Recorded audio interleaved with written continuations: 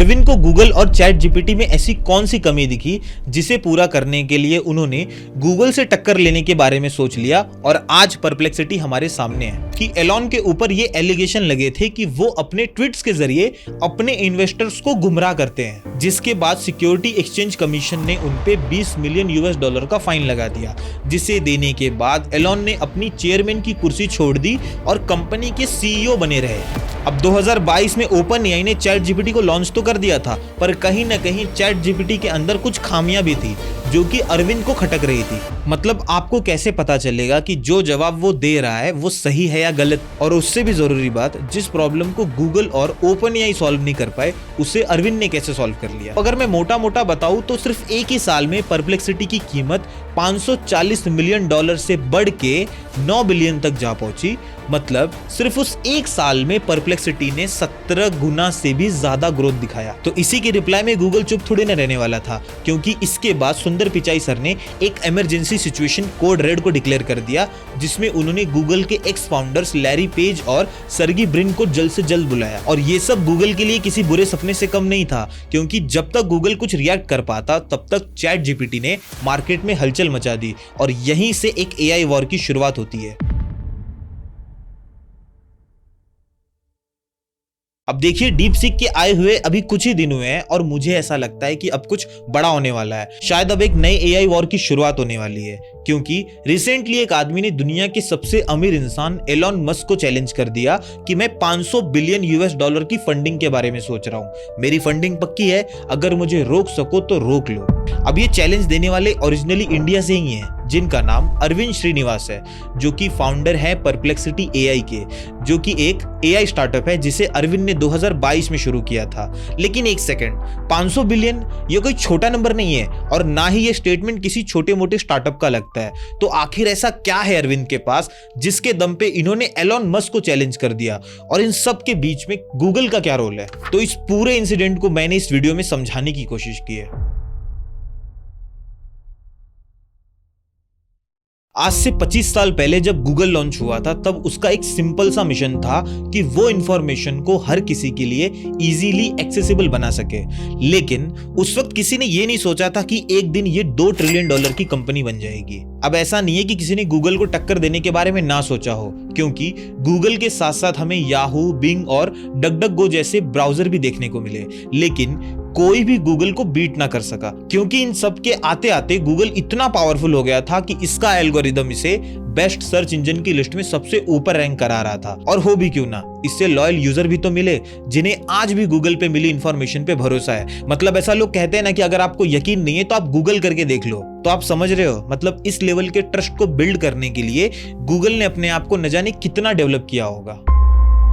अब जब से गूगल आया है तब से लेकर अब तक सब कुछ सही चल रहा था, क्योंकि गूगल अकेला ही सर्च इंजन की इस सेगमेंट में सबको डोमिनेट कर रहा था। लेकिन अचानक 2022 में जब सैम एल्टमैन चैट जीपीटी को लॉन्च कर देते हैं, जिसके आते ही चारों तरफ खलबली मच जाती है।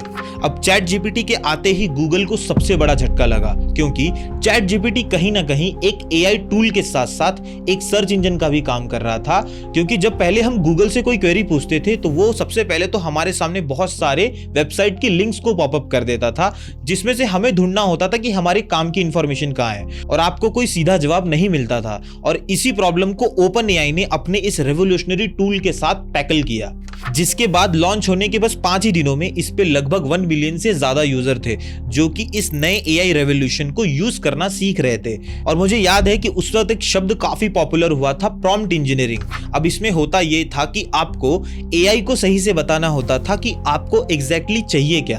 और जब धीरे धीरे चैट जीपीटी यूजर फ्रेंडली हो गया, तब आपको और भी ज्यादा बेहतर और रिलेवेंट रिस्पॉन्सेस देने लगा। और सिर्फ 2 महीने में ही चैट जीपीटी इतना ज्यादा पॉपुलर हो गया कि इस प्लेटफॉर्म पे 100 मिलियन से भी ज्यादा यूजर हो गए। और ये एक ऐसा मोमेंट था जो कि गूगल के लिए एक बड़ी वार्निंग साबित हुआ, क्योंकि अब तक गूगल का क्रोम ब्राउजर सर्च इंजन की इस रेस में राज कर रहा था, लेकिन चैट जीपीटी की एंट्री ने पूरा गेम बदल दिया।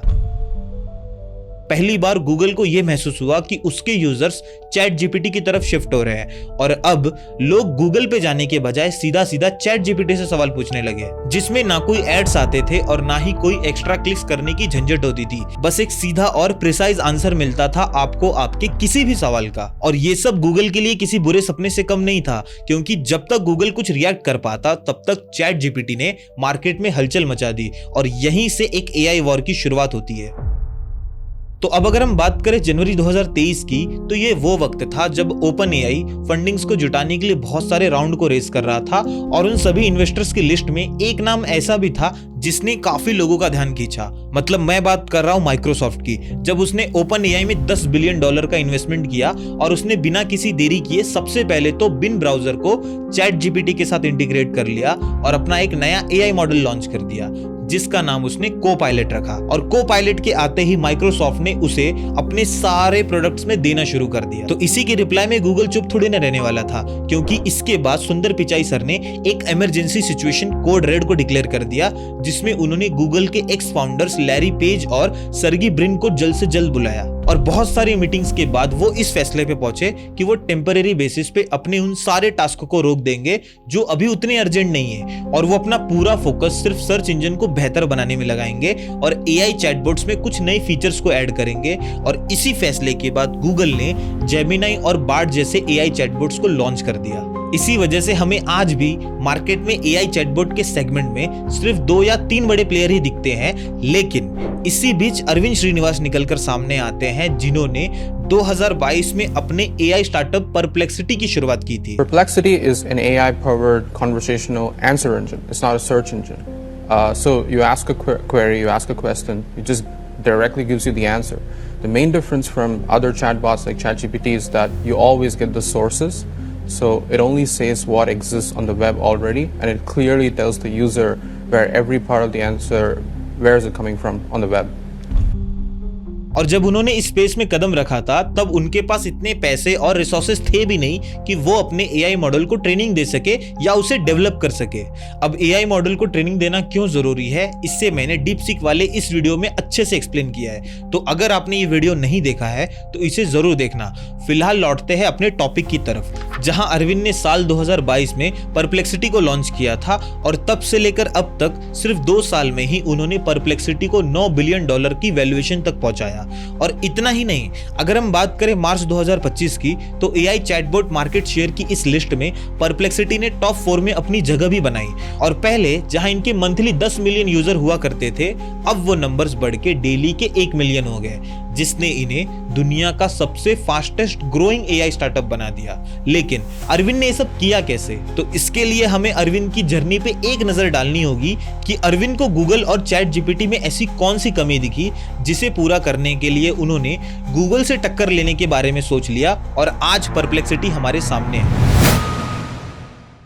तो इस कहानी की शुरुआत होती है साल 2017 में, जब अरविंद श्रीनिवास ने आईआईटी मद्रास से अपनी इलेक्ट्रिकल इंजीनियरिंग को कंप्लीट किया था, जिसके बाद उन्होंने एज अ रिसर्च इंटर्न के तौर पे ओपन एआई को ज्वाइन कर लिया। और ओपन एआई में 1 साल काम करने के बाद उन्होंने 2019 में गूगल के डीप माइंड में एज अ इंटर्न काम किया और इसी दौरान उनका मशीन लर्निंग में इंटरेस्ट और भी ज्यादा बढ़ गया। और साल 2021 में उन्होंने यूनिवर्सिटी ऑफ कैलिफोर्निया से अपनी PhD in AI and machine learning को पूरा किया। और 2021 में उन्होंने फिर से ओपन एआई को as a research scientist join भी कर लिया। अब यहाँ ध्यान दीजिएगा, ये वही टाइम था जब ओपन एआई अपने एलएलएम मॉडल जीपीटी 3.5 और जीपीटी 3.5 टर्बो पे काम कर रहा था, क्योंकि इसके सिर्फ 1 साल बाद 2022 में उसका प्लान चैट जीपीटी को लॉन्च करने का था। और इसी वजह से ओपन एआई में एज अ रिसर्चर के तौर पे काम करने की वजह से अरविंद ने मशीन लर्निंग और चैटबॉट्स के डेवलपमेंट को काफी करीब से समझा। अब 2022 में ओपन एआई ने चैट जीपीटी को लॉन्च तो कर दिया था, पर कहीं ना कहीं चैट जीपीटी के अंदर कुछ खामियां भी थी जो कि अरविंद को खटक रही थी। और वो ये थी कि चैट जीपीटी उस वक्त रियल टाइम इंफॉर्मेशन नहीं दे पाता था। मतलब अगर आप उससे 4 दिन पहले हुए किसी एक्सीडेंट या किसी इवेंट के बारे में पूछोगे तो वो उसका जवाब नहीं दे पाता था। और दूसरा, चैट जीपीटी जो रिस्पॉन्स देता था उसके साथ वो सोर्स मेंशन करता ही नहीं था। मतलब आपको कैसे पता चलेगा कि जो जवाब वो दे रहा है वो सही है या गलत गलत। हालांकि बाद में चैट जीपीटी ने इन प्रॉब्लम्स को सॉल्व तो कर लिया, लेकिन यहाँ मैं 2025 की नहीं 2022 की बात कर रहा हूँ, जहाँ लोग चैट जीपीटी को ठीक से यूज करना सीख ही रहे थे। और अगर हम बात करें गूगल की, तो वो भी हमें किसी सवाल का सीधा जवाब कभी नहीं देता था। वो हमारे सामने बहुत सारे लिंक्स को लाके रख देता था, जिसमें से कुछ तो स्पॉन्सर्ड भी होते थे, जिससे बस यूजर का टाइम वेस्ट होता था। तो बस इसी प्रॉब्लम को टैकल करने के लिए साल 2022 में अरविंद ने परप्लेक्सिटी को लॉन्च किया। तो अब सवाल ये बनता है कि अरविंद ने ये सब किया कैसे, क्योंकि अरविंद तो बस एक रिसर्चर थे जो कि ओपन एआई में जॉब कर रहे थे। तो अपने एआई मॉडल को ट्रेनिंग देने के लिए उनके पास पैसे कहां से आए, और उससे भी जरूरी बात, जिस प्रॉब्लम को गूगल और ओपन एआई सॉल्व नहीं कर पाए, उसे अरविंद ने कैसे सॉल्व कर लिया।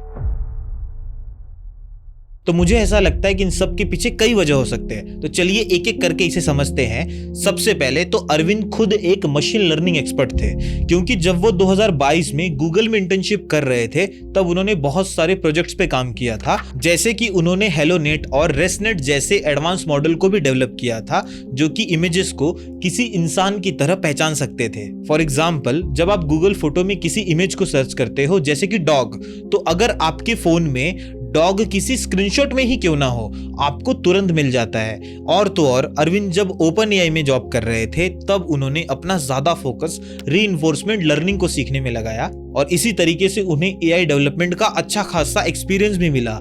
लेकिन कमाल की बात तो यह है कि अरविंद ने कभी चैट जीपीटी और जेमिनाई जैसा खुद का कोई एआई मॉडल बनाया ही नहीं। उन्होंने तो बस इन मॉडल्स को परप्लेक्सिटी के साथ इंटीग्रेट कर दिया, जिसके बाद यूजर्स परप्लेक्सिटी के प्लेटफॉर्म से ही एडवांस रिसर्च करने के लिए गूगल और ओपन एआई के प्रोडक्ट्स का यूज कर सकते थे। मतलब अगर आसान शब्दों में कहूं, तो अरविंद ने एक ऐसा एआई सर्च इंजन बनाया जो कि सवालों का जवाब देने के लिए वेब और एआई दोनों की हेल्प लेता था, जिसकी वजह से अरविंद को सबसे बड़ा फायदा यह हुआ, जहां गूगल और ओपन एआई जैसे बड़े बड़े कंपनीज आपस में लड़ते रहती थी बेहतर और एडवांस मॉडल को बनाने के लिए, जिसमें बहुत सारे रिसोर्सेस और पैसा और टाइम भी लगता था उन एआई मॉडल्स को ट्रेनिंग देने के लिए। वहीं अरविंद ने यह फैसला किया कि वो परप्लेक्सिटी को एक एआई चैटबॉट की तरह नहीं, बल्कि एक एआई सर्च इंजन की तरह इंट्रोड्यूस करेंगे, जो कि आपके सर्च करने की एक्सपीरियंस को और भी ज्यादा बेहतर और आसान बनाएगा। और यही अरविंद का सबसे अच्छा फैसला था, क्योंकि आजकल हर महीने दर्जनों एआई मॉडल्स लॉन्च होते रहते हैं, जिनके बीच हो सकता है कि परप्लेक्सिटी शायद कहीं खो जाता। इसीलिए अरविंद ने इसे एक चैटबॉट बनाने के बजाय एक एआई पावर्ड सर्च इंजन बनाया, जिसमें उन्होंने डीप सीक, जेमिनाई और चैट जीपीटी जैसे एडवांस मॉडल को अपने $20 पर मंथ वाले सब्सक्रिप्शन प्लान में इंटीग्रेट कर दिया। अब इसका फायदा यह होता था कि अब आप चाहे परप्लेक्सिटी से कुछ भी सवाल पूछो, रियल टाइम न्यूज से लेकर लॉजिकल या रीजनिंग क्वेश्चन तक, वो सबसे पहले एआई मॉडल के बजाय वेब पे उस सवाल से रिलेटेड आंसर्स को सर्च करता था, और वो अपने जवाब को इस तरीके से फ्रेम करता था कि आप आसान भाषा में समझ जाओगे कि वो कहना क्या चाहता है। और साथ ही साथ वो आपको उन आर्टिकल्स और वेबसाइट की लिंक भी देता था जहां से उसने वो डेटा उठाया है। सो बेसिकली ये बिल्कुल सेकेंडरी रिसर्च करने जैसा है, लेकिन एआई की मदद से, जहां आपको एक ही प्लेटफॉर्म पे सारे सवालों का जवाब मिल जाता था। तो अब बात करते हैं कि कैसे उन्होंने इन सब के लिए फंड्स को जुटाया, क्योंकि कंपनी की शुरुआत में जब अरविंद परप्लेक्सिटी को डेवलप कर रहे थे, तब उन्होंने बहुत बार फंड को रेज किया, जिससे परप्लेक्सिटी को ग्रो होने में बहुत सपोर्ट मिला। अब इसमें हम बात कर सकते हैं जनवरी 2024 की, जब एनवीडिया और अमेज़न ने इसमें $74 मिलियन का इन्वेस्टमेंट किया था, जिससे कंपनी की कीमत $540 मिलियन हो गई। और अप्रैल 2024 में उन्होंने फिर से परप्लेक्सिटी में $63 मिलियन इन्वेस्ट किया। लेकिन इस बार अमेज़न और एनवीडिया के साथ साथ एक नया प्लेयर और भी था, मतलब उस राउंड में शॉपिफाई ने भी इन्वेस्ट किया था। और अगर हम बात करें अब तक की सबसे बड़ी फंडिंग की, तो सॉफ्टबैंक के $500 मिलियन इन्वेस्ट करने के बाद परप्लेक्सिटी का वैल्यूएशन लगभग $9 बिलियन तक जा पहुंचा। तो अगर मैं मोटा मोटा बताऊं, तो सिर्फ एक ही साल में परप्लेक्सिटी की कीमत $540 मिलियन से बढ़ के $9 बिलियन तक जा पहुंची। मतलब सिर्फ उस एक साल में परप्लेक्सिटी ने 17 गुना से भी ज्यादा ग्रोथ दिखाया। इसी वजह से परप्लेक्सिटी को दुनिया की सबसे फास्टेस्ट ग्रोइंग एआई स्टार्टअप कहना गलत नहीं होगा। और तो और गूगल जैसे डिस्ट्रीब्यूशन चैनल के ना होते हुए भी परप्लेक्सिटी एप्पल के ऐप स्टोर में टॉप 6 में रैंक कर रहा था, जिसके बाद मार्च 2025 में आई इस रिपोर्ट के हिसाब से परप्लेक्सिटी ने एआई चैटबॉट की मार्केट शेयर में 4 नंबर पे अपनी जगह भी बना ली। तो जरा एक बार सोच के देखिए, आज से करीब 2 साल पहले तक जिस कंपनी के बारे में हमने सुना भी ना हो, अब शायद वो धीरे धीरे चैट जीपीटी और जेमिनाई को पीछे छोड़ सकता है। और मुझे खुशी होती है कि ये करने वाला एक इंडियन है।